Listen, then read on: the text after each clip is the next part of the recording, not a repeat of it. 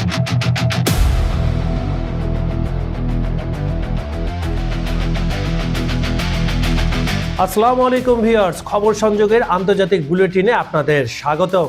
আজকের বুলেটিনটি দেখার পর আপনি বুঝবেন কেন আগামী কয়েকদিন বিশ্ব ইতিহাসে সবচেয়ে বিপজ্জনক সময় হতে চলেছে। মধ্যপ্রাচ্যে এমন কিছু ঘটনা ঘটতে চলেছে যা শুধু তেলের দাম নয়, পুরো বিশ্বের অর্থনীতিকে কাঁপিয়ে দিতে পারে।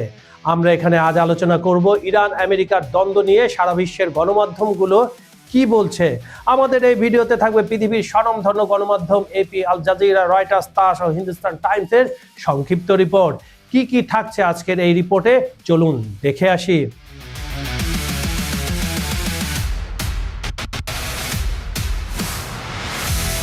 নাম্বার 1, তেলের দাম বৃদ্ধির আশঙ্কা। নাম্বার 2, ইরান ইস্যুতে ত্রিপক্ষীয় শীর্ষ বৈঠক আয়োজনের প্রস্তাব ট্রাম্পকে দিয়েছেন এরদোয়ান। নাম্বার 3, ট্রাম্পের হুমকি এবং ইরানের জবাব। নাম্বার 4, মার্কিন যুদ্ধজাহাজের অগ্রযাত্রা। নাম্বার 5, ইরানের অর্থনৈতিক সংকট এবং প্রতিবাদ। এই ভিডিওতে থাকছে পুরো ঘটনার A to Z বিশ্লেষণ, তাই বুলেটিনটি শেষ পর্যন্ত দেখুন এবং লাইক, কমেন্ট ও শেয়ার করতে ভুলবেন না।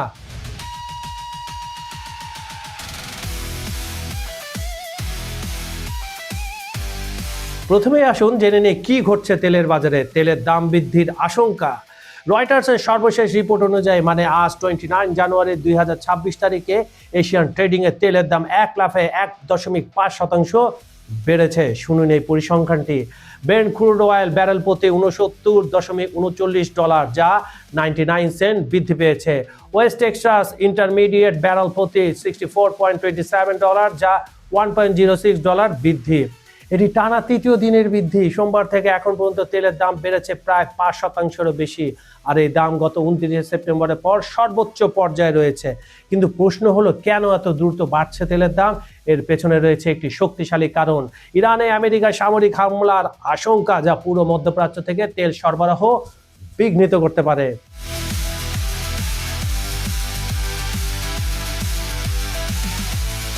ইরান ইস্যুতে ত্রিপক্ষীয় শীর্ষ বৈঠক আয়োজনের প্রস্তাব ট্রাম্পকে দিয়েছেন কে? এরদোয়ান।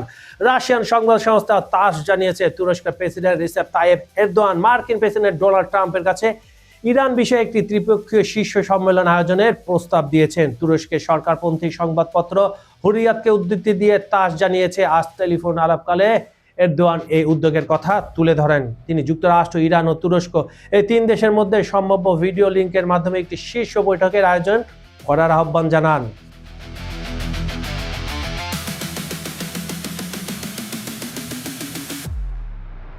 খবরে বলা হয়েছে, ট্রাম্প এরদোয়ানের এই প্রস্তাবের ব্যাপারে ইতিবাচক মনোভাব প্রকাশ করেছেন। এদিকে ইরানের পররাষ্ট্রমন্ত্রী আব্বাস আরাগাচি এই সপ্তাহের শেষের দিকে তুরস্ক সফর করবেন এবং তুর্কি পররাষ্ট্রমন্ত্রী হাকান ফিদানের সঙ্গে আলোচনায় বসবেন বলে জানা গেছে।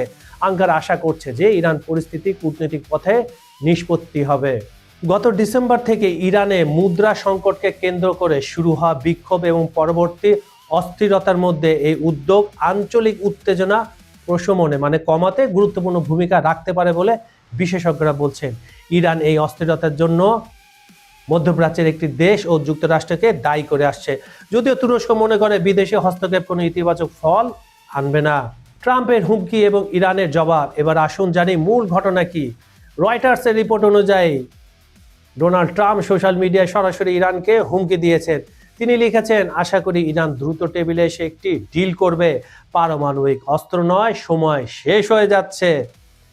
ইরানের জাতিসংঘ মিশন এক্সে পূর্বে যেটা টুইটার ছিল, সেখানে কি লিখেছে তারা লিখেছে, ইরান সম্মান ও স্বার্থের ভিত্তিতে আলোচনার জন্য প্রস্তুত, কিন্তু চাপ দিলে নিজেকে রক্ষা করবে এবং আগের চেয়ে শক্তিশালীভাবে জবাব দিবে।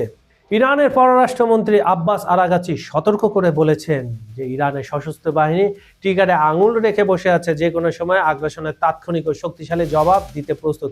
এই ধরনের কথা তিনি কিন্তু 2-1 দিন আগেও বলেছেন। বন্ধুরা, আপনাদের তো মনে আছে নিশ্চয়ই। আর ইরানের সুপ্রিম লিডার আয়াতুল্লাহ খামেনির উপদেষ্টা বলেছেন, যুক্তরাষ্ট্র থেকে যে কোনো সামরিক পদক্ষেপের ফলে ইরান আমেরিকা মধ্যপ্রাচ্যের একটি দেশ এবং তাদের সমর্থকদের টার্গেট করবে। পরিস্থিতি কতটা উত্তেজনাপূর্ণ বুঝতে পারছেন তো?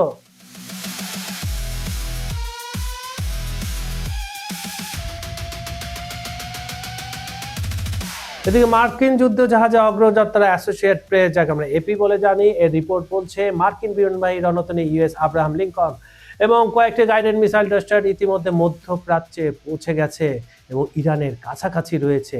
এই যুদ্ধজাহাজগুলো গত সপ্তাহে এশিয়া প্যাসিফিক অঞ্চল থেকে রওনা হয়েছিল। অ্যাসোসিয়েট প্রেসের রিপোর্ট অনুযায়ী আমেরিকার এই যুদ্ধজাহাজগুলো সমুদ্র থেকে হামলা চালাতে সক্ষম। মার্কিন পররাষ্ট্রমন্ত্রী মার্কো রুবিও বলেছেন, মধ্যপ্রাচ্যের সামরিক উপস্থিতি বুদ্ধিমান ও বিচক্ষণ পদক্ষেপ, যাতে হাজার হাজার আমেরিকান সেনা এবং বন্ধুদের রক্ষা করা যায়। এদিকে হিন্দুস্তান টাইমস তাদের প্রতিবেদনে বলছে, চীন জাতিসংঘ নিরাপত্তা পরিষদে সতর্ক করেছে সামরিক দুঃসাহসিকতার বিরুদ্ধে। চীনের রাষ্ট্রদূত ফু চং বলেছেন, বল প্রয়োগ সমস্যার সমাধান করতে পারে না, যে কোনো সামরিক দুঃসাহসিকতা শুধু এই অঞ্চলকে অনিশ্চয়তার অতলে ঠেলে দেবে। কূটনীতিক ভাষা তিনি বলেছেন, তিনি মোটামুটি বোঝাতে চেয়েছেন যে গায়ের জোরের নয়, আলাপ আলোচনার মাধ্যমে এই সমস্যার সমাধান হতে পারে। পুরো বিশ্ব এখন একটি বিপজ্জনক মোড়ে দাঁড়িয়ে আছে বলেও তিনি জানান।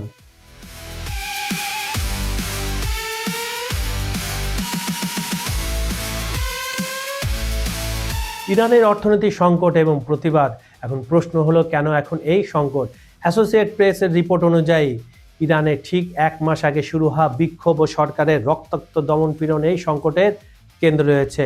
এদিকে রয়টার্সের রিপোর্ট বলছে, ট্রাম্প এমনকি ইরানের নিরাপত্তা বাহিনী এবং নেতাদের উপর হামলার বিকল্প বিবেচনা করছেন, যাতে প্রতিবাদকে উৎসাহিত করা যায় এবং সম্ভবত বর্তমান সরকারকে উৎখাত করে রেজিম চেঞ্জটা নিয়ে আসা যায় সুন্দরভাবে। তো ভিউয়ার্স, পরিস্থিতি একেবারে পরিষ্কার, ক্রিস্টাল ক্লিয়ার। আগামী কয়েকদিন বা সপ্তাহ অত্যন্ত গুরুত্বপূর্ণ হতে চলেছে। ট্রাম্প কি সত্যি হামলা করবেন? ইরান কিভাবে জবাব দেবে? তেলের দাম কত বাড়বে? মধ্যপ্রাচ্যে পূর্ণাঙ্গ যুদ্ধ কি শুরু হবে? এইসব প্রশ্নের উত্তর শীঘ্রই পাওয়া যাবে। আর এই সংকটের প্রভাব পড়বে পুরো বিশ্বে। আর বিশ্ব মিডিয়ার সঙ্গে খবর সংযোগের চোখও থাকবে এই বিষয়গুলোর উপর।